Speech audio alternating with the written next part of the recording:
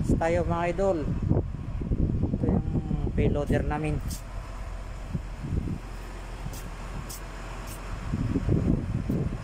Yan, pang karga nila ng ano, ng damo doon sa pakainan na yun. Naghihintay na yung isa.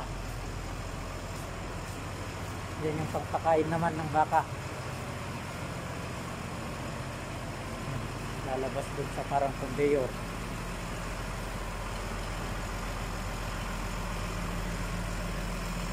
Every 2 days to, maintenance.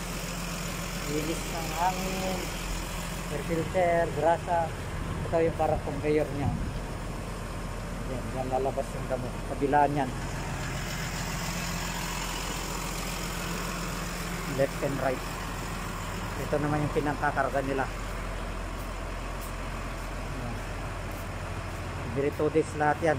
Bali, dalawa yan sa ito. Ay lamang mga idol, ingat tayo lagi. God bless po.